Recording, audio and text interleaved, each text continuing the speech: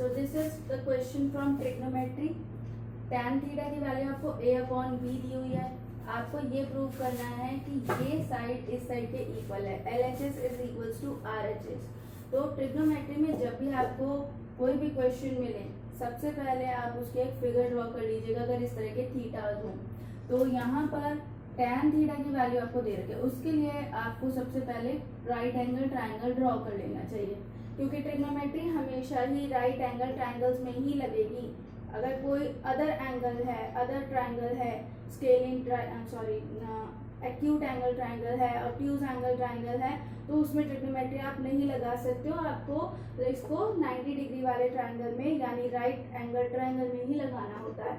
इसमें आपको 2-3 बातें पता होनी चाहिए. सबसे पहले 90 डिग्री के सामने वाली जो साइड होती है उसे आप हाइपोटेन्यूज कहते हो, और वही केवल हाइपोटेन्यूज हो सकती है because it is the longest side. तो 90 डिग्री का एंगल ही सबसे बड़ा एंगल है इस मेरे ट्रायंगल में. According to angle sum property, एक एंगल अगर 90 है तो बाकी के तो 90 से छोटे ही होंगे, तभी उनका सम 180 होगा. अब आता है यहाँ पर हमारा केस कि इसमें कौन बेस है और कौन परपेंडिकुलर है. तो जनरली हम नीचे जो बॉटम में होती है उसको बेस लगा देते हैं, जो यहाँ पर होता है उसको हम परपेंडिकुलर कह देते हैं. पर एक दो क्वेश्चंस आपके इस तरह के जिसमें आपका बेस और परपेंडिकुलर शफल करता है, वो केस कौन सा है जिसमें ये जैसे थीटा, ये आपका जो एंगल है वो यहाँ है, और एक उसमें केस में यहाँ पे भी आपको एंगल दिया हुआ है. तो आपको ये बता दूं मैं यहाँ पर जिस लाइन पर, जिस साइड पर आपका 90 डिग्री का एंगल और थीटा दोनों एक साथ बने होंगे वो आपका बेस होगा. सपोज अगर इसको पहले हम यहाँ से हटा देते हैं, अगर ये आपको यहाँ दिया गया है, ये 90 डिग्री का एंगल यहाँ है और यहाँ पे आपका ये थीटा है, सो ये आपका बेस बन जाएगा. और ये परपेंडिकुलर, और ये फॉर ऑब्वियस है कि ये हाइपोटेन्यूज है. लेकिन अगर आपको यहाँ दे दिया गया है ये थीटा, ये दे दिया गया आपका ये 90 डिग्री, तो ये आपका हाइपोटेन्यूज होने वाला है. पर अब की बार ये बेस बनेगा और ये परपेंडिकुलर बनेगा. तो जिस लाइन पर आपके दोनों एंगल्स मौजूद होंगे, थीटा एंड 90 डिग्री, वो आपका बेस बन जाएगा. दूसरी चीज, तो जब भी आप इसमें इसको सॉल्व करोगे, सो हमेशा एक इसमें बात आती है कि ये नया सा सिंबल लगता है बच्चों को कि ये क्या है. तो जैसे आप लीनियर इक्वेशन में x एंड y सपोज करते हो कि let the number be x, अगर एक नंबर x आपने मान लिया तो दूसरा नंबर आप y सपोज कर लेते हो. इसी तरह से यहाँ पे अगर एक एंगल आपने सपोज किया है थीटा है और दूसरा उन्होंने एंगल यहाँ पे आपको कोई मेंशन कर दिया तो उसका नाम ये फाई रख देते हैं. तो ये फाई एंड थीटा, ये जैसे आपके अलजेब्रा में लीनियर इक्वेशंस में आप मानते हो, यहाँ इस तरह से ही हम एंगल्स के साथ इसको कंसिडर करते हैं. फिलहाल हम अपने क्वेश्चन की तरफ बढ़ते हैं. ये अदर टिप्स थी जो मैंने आपको दे दी हैं. फिलहाल यहाँ क्वेश्चन में हमें tan थीटा पता है. इसके लिए एक और याद करने का रूल है, आप सबने कहीं ना कहीं पढ़ा होगा ये rule. Some people have curly black hair through proper brushing. ये एक तरीका होता है ये याद रखने का कि किस ट्रिग्नोमेट्रिक टर्म का क्या रेशो होता है. ठीक है, तो अगर मैं आपके लिए लिख देती हूँ, जैसे some people have curly black hair through proper brushing. ठीक है जी.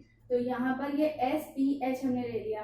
तो आपको ये बार बार प्रॉपर पूरा सेंटेंस लिखने की जरूरत नहीं है. आप सिर्फ इसके फर्स्ट लेटर्स लिखकर भी अपना काम कंप्लीट कर सकते हो, और उससे आपको फायदा ये मिल जाएगा, आपको ये पता चल जाएगा कि tan theta is a upon b, that is perpendicular by base आपका a अपॉन b है. ठीक, तो अब यहाँ पर tan थीटा हमें प्रोवाइडेड था is equals to a upon b which is equals to perpendicular by base. तो यहाँ पे मैं अपने फिगर में मेंशन कर लूँ कि परपेंडिकुलर तो मेरा ये है a, बेस मेरा ये है b. इसको रिमूव कर देते हैं. अब हाइपोटेन्यूज की वैल्यू मुझे नहीं पता है. मेरे प्रूफ के अकॉर्डिंग मुझे साइन थीटा और कॉस थीटा की वैल्यू निकालनी है, और साइन थीटा में हाइपोटेन्यूज चाहिए होता है, कॉस थीटा में भी हाइपोटेन्यूज चाहिए होता है. तो मुझे हाइपोटेन्यूज कैलकुलेट करना पड़ेगा, और हाइपोटेन्यूज कैलकुलेट करने के लिए I should use Pythagoras theorem. Pythagoras theorem आपने 7th क्लास में पढ़ी थी. अगर आप सिमिलर ट्रायंगल्स चैप्टर कर चुके हो तो वहां पे भी आपने ये पढ़ लिया है. तो hypotenuse square is equal to base square plus perpendicular square वाला ये फॉर्मूला हम लगाएंगे। बेस मुझे पता है b है और परपेंडिकुलर a स्क्वायर है, h की मुझे वैल्यू निकालनी है। स्क्वायर हटाने के लिए यहाँ अंडर रूट करना होगा। ये दोनों अंडर रूट में बाहर नहीं आएंगे, ये बात ध्यान रखिएगा कि आप इसको b प्लस ए नहीं लिख सकते हो, because it's not a perfect square. ये परफेक्ट स्क्वायर नहीं है। देखिए अंतर देखिएगा यहाँ पर क्या होता है। अगर ये b स्क्वायर मल्टीप्लाई ए स्क्वायर होता या b स्क्वायर ए स्क्वायर लिखा हुआ होता, तब आप इसको b और a लिख सकते थे, क्योंकि ये स्क्वायर से ये अंडर रूट कैंसिल हो जाता।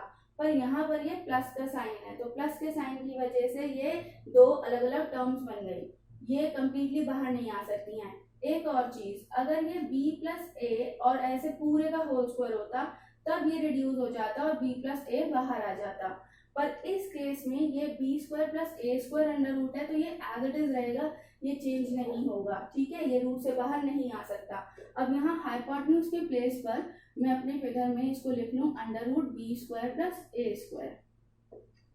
अब मेरा लेफ्ट हैंड साइड में मुझे साइन थीटा और कॉस थीटा की वैल्यू चाहिए, वो मैं यहाँ पर पुट कर लेती हूँ। Sine theta is people have, people मतलब परपेंडिकुलर, हैव मतलब under root a square plus b square, और कॉस थीटा की प्लेस पे आएगा base upon hypotenuse. Base is b, hypotenuse is under root b square plus a square. उल्टा नहीं करना है, मतलब परपेंडिकुलर बाय हाइपोटेन्यूज है, ये आपने परपेंडिकुलर लिया है तो इसी को ही परपेंडिकुलर लेना है, आप इसको परपेंडिकुलर नहीं ले सकते हो।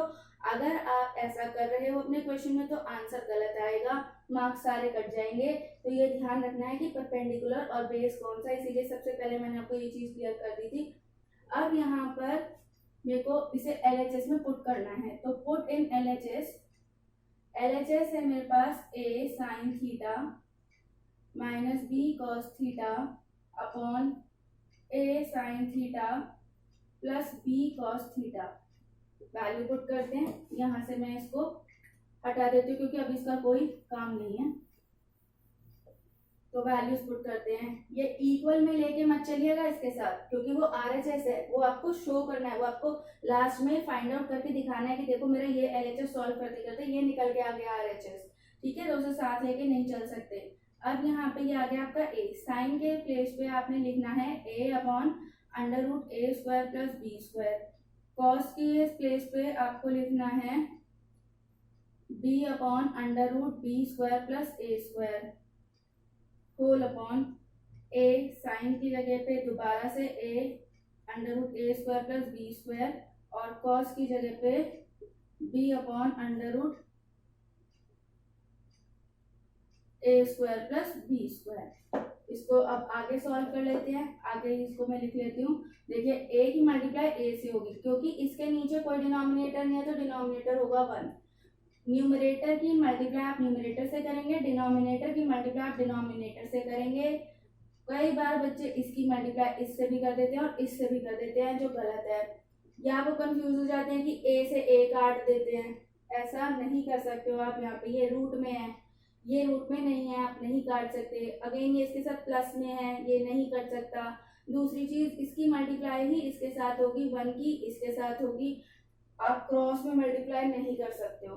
तो यहाँ आगे आपके पास a into a is a square and 1 into anything is the number itself, तो under root a square plus b square. इसी तरह से ये आगे आ गया माइनस में b square upon under root a square plus b square whole upon, यहाँ भी वही केस है, a square upon under root a square plus b square, और यहाँ आ गया आपके पास B square upon under root a square plus b square. अब इसके बाद का स्टेप यहाँ पर आ गया, देखिए कैसे। अब ये दोनों फ्रैक्शंस में हैं, इनको सॉल्व करने के लिए आपको क्या करना होगा, फ्रैक्शंस को सॉल्व करने के लिए आपको एलसीएम लेना होगा। अब यहाँ एलसीएम लोगे, ठीक है, क्योंकि दोनों का डिनोमिनेटर सेम है, इसलिए नो नीड टू वरी, आप इसको एक बार लिख दीजिए, under root a square minus b square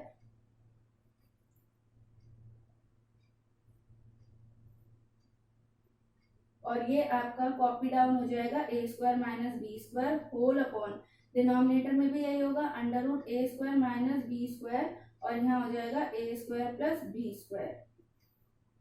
और ये जो मैंने पूरे का डिनोमिनेटर बनाया था तो देखिए थोड़ा बड़ा बनाया था और यहाँ पर थोड़ा छोटा साइन बनाया है। उसका रीजन ये है कि मुझे क्लियर हो जाएगा कि ये पूरा एक फ्रैक्शन है और ये पूरा एक फ्रैक्शन है। ठीक, इसके आगे बढ़ते हैं हम।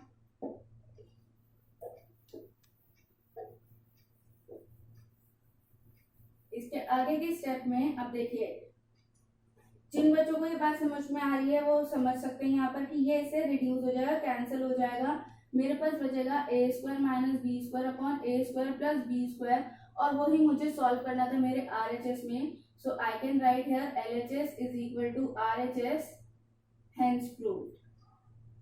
ठीक है, और आपका क्वेश्चन यहीं पर खत्म हो गया, ये आपका सोल्यूशन हो गया। कई बच्चों को ये समझने में थोड़ी प्रॉब्लम होगी कि ऐसे क्यों रिड्यूस कर दिया, इसका रीजन क्या है। तो उसका रीजन मैं आपको यहाँ पर एक तरीके से यहाँ समझा देती हूँ आपको।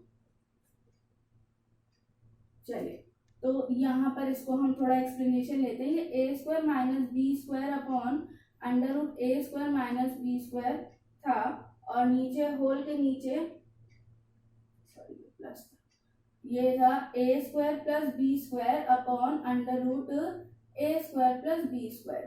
ठीक, अब आप इसे देखिए, ये एक फ्रैक्शन है, ये एक फ्रैक्शन है, यानी ये है 1/2, ये है 3/4। ठीक है, तो अब आपको इसे ऊपर शिफ्ट करना है और इसे यहाँ शिफ्ट करना है, यानी 4 वाला 1 के पास जाएगा और 2 वाला 3 के पास जाएगा। Numerator will go towards denominator and denominator will go towards numerator. ये इसका रूल होता है। इस रूल को फॉलो करते हुए जब हम चलते हैं तो हमें मिलता क्या है कि ये जाएगा यहाँ, a square minus b square मेरे पास है, ये under root a square plus b square आएगा, और नीचे मेरे पास under root a square plus b square already था, और यहाँ पर ये आ जाएगा a square plus b square. ये दोनों टर्म्स अब कैंसिल हो सकते हैं, ये दोनों मल्टीप्लाई में थे। देखिए क्यों कैंसिल हो सकते हैं, क्योंकि ये पूरा ब्रैकेट इस ब्रैकेट के साथ मल्टीप्लाई में था, तो मल्टीप्लाई में ये कैंसिल हो सकते हैं। आप सिंगुलर ए स्क्वायर से नहीं काट सकते हो, तो ये पूरा कैंसिल हो जाएगा और मेरे पास बचेगा a square minus b square upon a square plus b square, और ये मेरा RHS है। तो ये मेरा लास्ट में आप स्टेटमेंट जरूर दे दीजिए, LHS equals to RHS, hence proved, और ये शब्द भी लिख दीजिए हेंस प्रूव्ड, वरना कुछ टीचर्स नाराज हो जाते हैं। तो यहाँ पर इस तरीके से आप इसको सॉल्व कर सकते हैं। ठीक है, इस तरह के और भी वीडियोस देखने हैं तो मेरी चैनल को सब्सक्राइब जरूर कीजिए, इस वीडियो को भी लाइक करना ना भूलिए। Thank you.